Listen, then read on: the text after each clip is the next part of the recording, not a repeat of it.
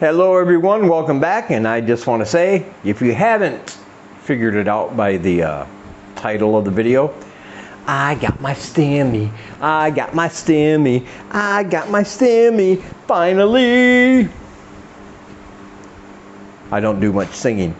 And by the way, you know that anybody that actually calls it a Stimmy is going to spend it on drugs and probably meth.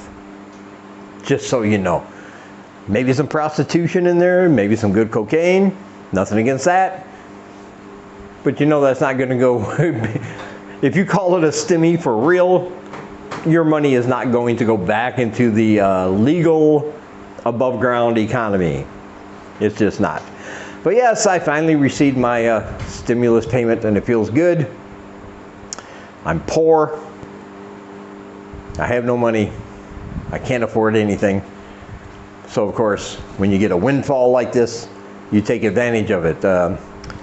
First thing we did, we have a motorbike here. If you don't know, if this is your first video, I live in Cambodia. I have a little 50cc Honda Today scooter type deal to get around town. And the battery died. And this was right after, the timing is amazing. Like right after I withdrew my stimulus money, we were all the way downtown and I live in a town called Siem Reap. And I'm about a 20-minute walk. If I'm walking, it takes about 20 minutes to get from my apartment to that area. It was 102 degrees or 103 degrees Fahrenheit today. That would be about 40 degrees Celsius or something like that for the rest of the world, because America is the only one that uses, you know, the Fahrenheit. We were downtown right after I got it. The battery died. It wouldn't start. I had to push it almost all the way back here in that heat. Almost all the way back to where I live. At least a good 15 minutes. Through traffic, which is crazy over here. There's no rules over here. It's just nuts. And I'm pushing this little scooter all the way to the garage. And I was sweaty. I was miserable. I was thirsty. Of course, you have to have a mask on here. Not just because of the COVID. Don't tell YouTube I said that word. But also, there's a lot of road construction going on right now. And it's dusty and it's dirty and blah, blah, blah. You don't want to hear me complain. But it was pretty miserable. Anyway, we got to the garage. And here's the good news. We got a brand new battery. Got the oil changed in the bike. And it came to a whopping $15. That was it. So that really enhanced my mood a little bit. I tell people all the time on my other channel, Dave Does Cambodia, go ahead and search for that in YouTube. It will come up. That's my monetized channel. But I tell people all the time, man, things here are really inexpensive. They're really cheap. One of the reasons why I like living here. You know, I can get a meal for $1 or $1.25. You know, you can just, you know, my apartment is very small. I've seen storage units bigger than my apartment. But still, it's only $50 a month. And my electric and my water, which we pay for separately, is only about $10 a month on average. So I think that's a pretty good deal. Now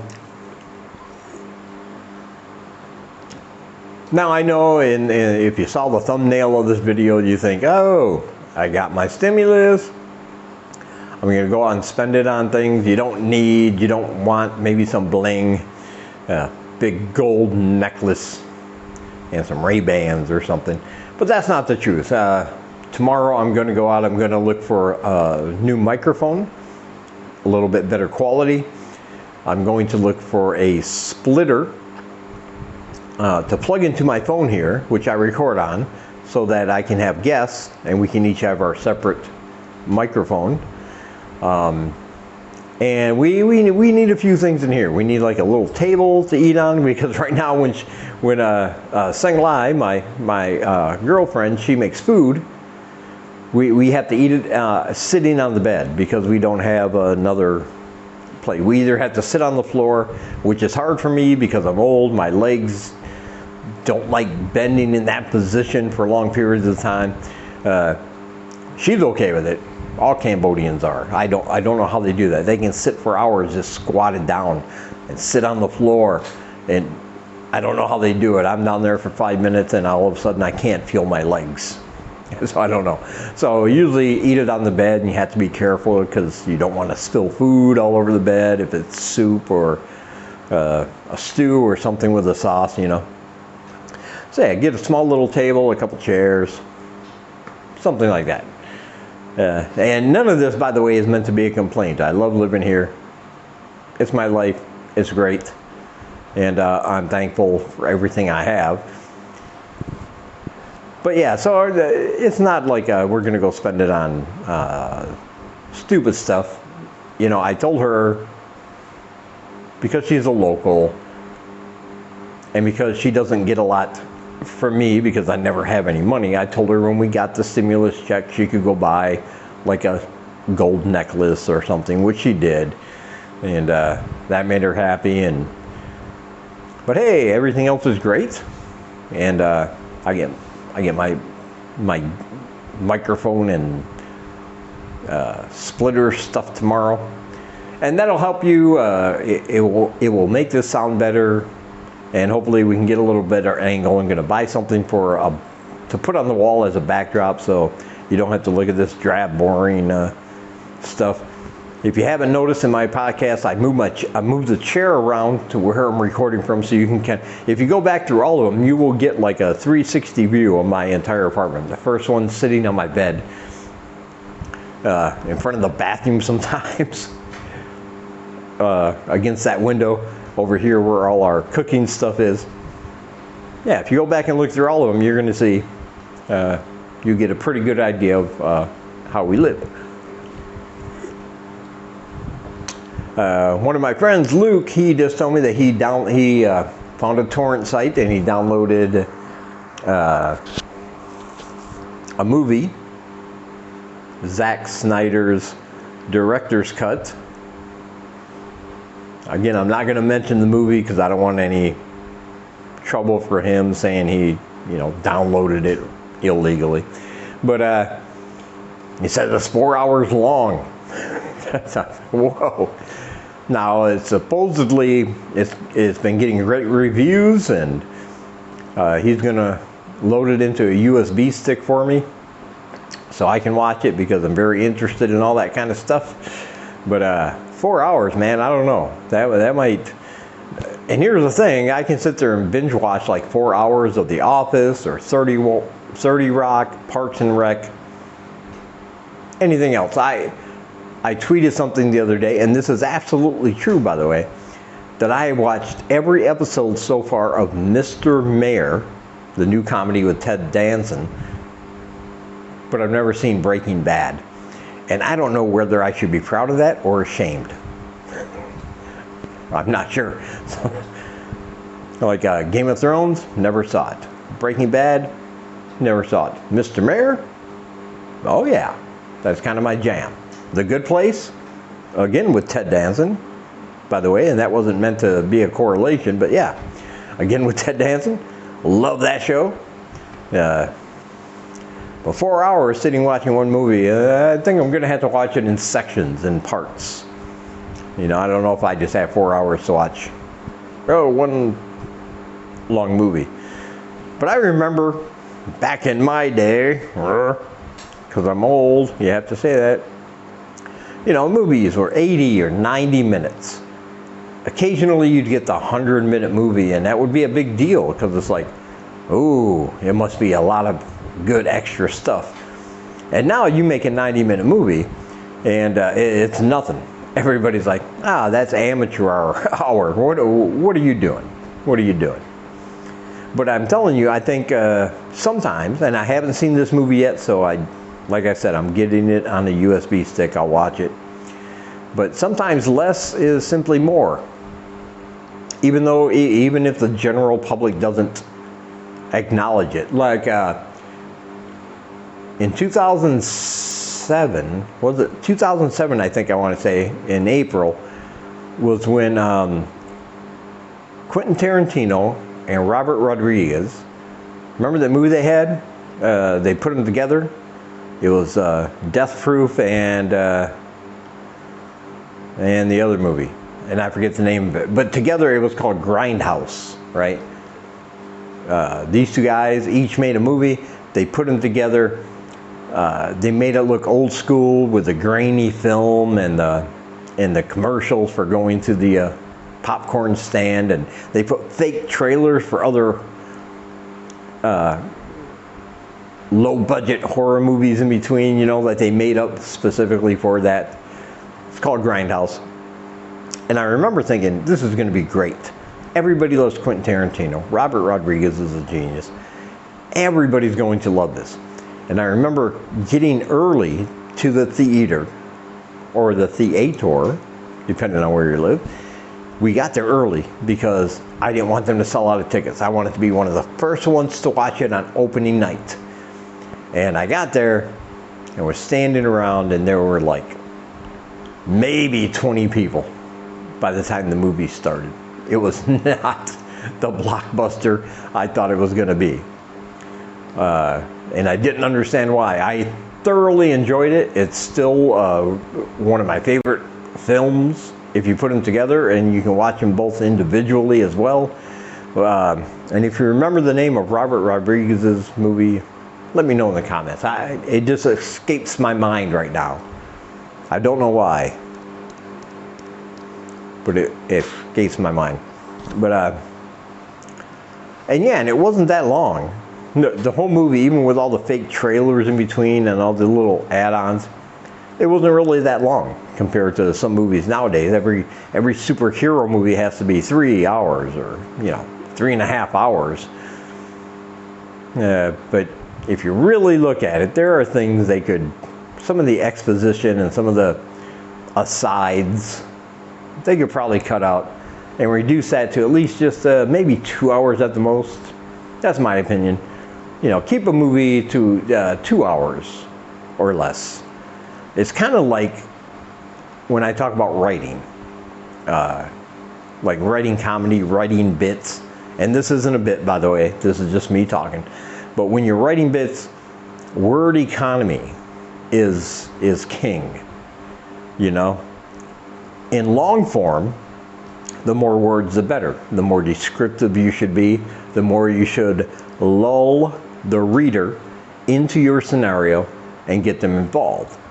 But if you're doing that same thing, let's say you're writing some comedy, you're writing some humorous, something humorous, and you want more words, you want more adjectives, you want to describe things a bit better.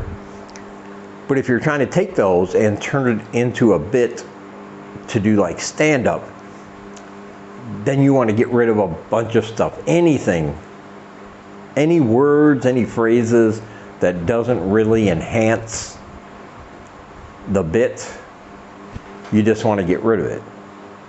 And I think Hollywood could take a little hint from that when it comes to movies. That's why I remember when I first joined Twitter, it was still only 140 characters. And it was frustrating sometimes when you had a joke or something and you wanted to get it out, but you couldn't because you ran out. But on the other hand, by doing it enough, you learned how to say things in a certain way where you could still get your point across without adding all those extra words.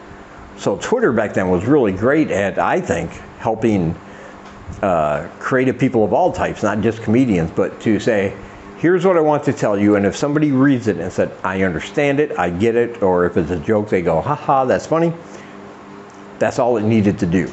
And you didn't have to do it with 2 or 3, paragraphs sometimes. Just maybe 1 or 2 sentences to get to the 140 characters, you know. So I always thought Twitter was great for that kind of thing. I had one person, I wasn't going to say I've had people, but it was only one person on Reddit asked me what my writing process is like when it comes to jokes. And I thought I'd tell you guys this now, right? I haven't really been funny in this, I know it. Like I said, I'm just being real off the top of my head, things I'm thinking about. But when I write long form on actual pen and paper. Nothing on the old computer or the old phone. Pen and paper. I write long form. I'll often think of things. Oh, that would be funny to add that here. Write it down. It's a kind of a flowing kind of thing. Like I just write down ideas and things I find funny and try to find a way to make a little story about it and throw in as many punchlines as I can. And that's how I write. And some of these bits are like, 3/4 of a page, maybe a whole page. And I know that would never work to do a in stand-up in front of a crowd. But then what I do is I record it immediately. Like immediately, I'll just read it right off the page, and just the standard recorder that comes in my phone, no app or anything. I'll just hit the recorder and I'll just read what I wrote. And then I listen to it back. And that's how I develop my bits, because I listen to it and I think, that part sucks. That part could have been better. Oh, that part is perfect, but we need to take out these words or these phrases. And I edit it like that.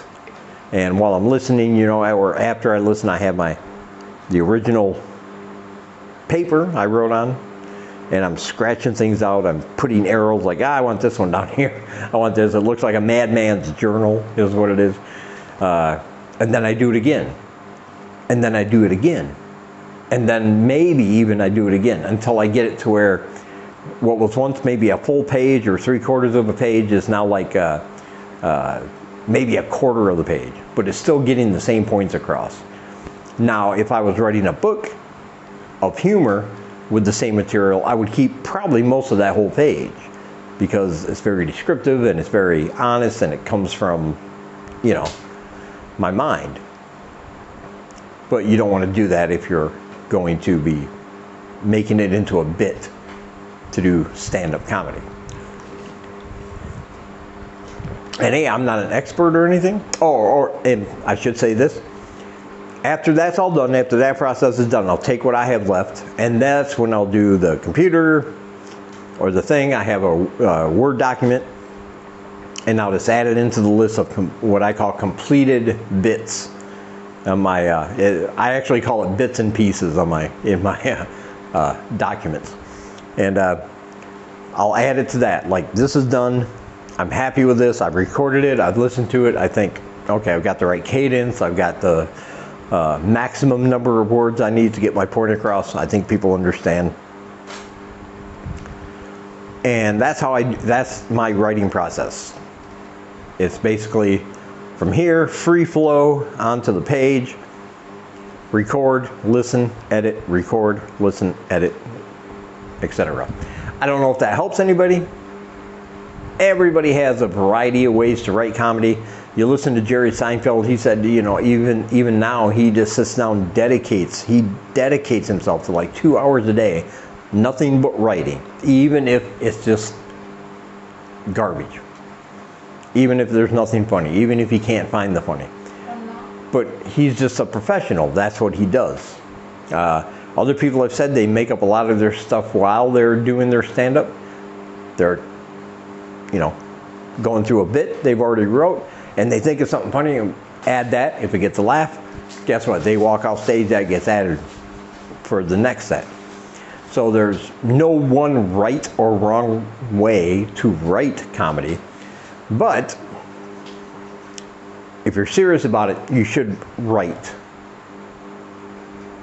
Sometimes, maybe a lot. I try to do it once a day, at least try to get 2 or 3 lines out. Sometimes I'm just staring at a page going, nothing funny happened. I don't know what I want to talk about, but, oh, come here, Singlai. Come here. Come here. Hello. No. No, I don't want you on camera. I just wanted you to take my empty beer. Away with you. Yeah, you see how good that works. Goodbye. Yeah, goodbye. No, you don't have to leave. I was just joking. Somebody's going to yell at me. It's like, oh, what are you doing? Yeah, I didn't mean it. It was a joke. But anyway, yeah, man, if you're thinking about doing comedy, I highly recommend it. Like I said, I'm 57. I'm not a professional. I don't do it for money. Nobody pays me. I do it because I think it's fun. It keeps my mind engaged because you're always thinking about how to put two opposite thoughts together into one and coming up with a bit. For me, that's a challenge, and sometimes it works. Sometimes, it don't. But if you're thinking about doing it, you should definitely write as much as you can. Random thoughts, random things, just random ideas, even if there's not a punchline, even if there's nothing inherently funny about it. Just write it down, because one day your brain might make that connection and say, oh, that's what I think is funny about this. And you'll get the right words and you can make it into a bit. Somebody will laugh at it and then you'll be happy. But hey, Stimmy money, Stimmy money, Stimmy money. No gold chain, no fancy sunglasses. But hopefully this podcast will get better. All right. I want to thank you all for joining me as always. I really, really appreciate it. Check out all my links down below. If you can support me through PayPal, that would be awesome. I appreciate any donations. I have a book called A Big Book of Weird Top 10 Lists, which has a lot of humor in it with the descriptions of the various things. All these facts are true, and it is exactly what it says, a big book of weird top 10 lists. You'll learn a lot in that book, which will come to you in PDF form. I have links to every single article, every single fact, and every single category. So you can check it out for yourself, go down your own rabbit holes if you want. And like I said, I try to keep it light and humorous. If you go to gumroad.com/droyce, DROYCE, you can see all my books and purchases there. But if you send a donation through my PayPal link down below, I'll send it to you for free. Or as a way of saying thank you, I should say, because it's not free if you're sending me money. But I mean, you know, as a way of saying thank you, I'll send it to you right through your email. And also down below is a link to a live show app. Love that app. If you like comedy, you're going to love it. Trust me on this, download it. It's free, doesn't cost a thing, and it's great. All right. Thank you for listening, and I will talk to you guys in the next one. Thumbs up. Stimmy money, Stimmy money.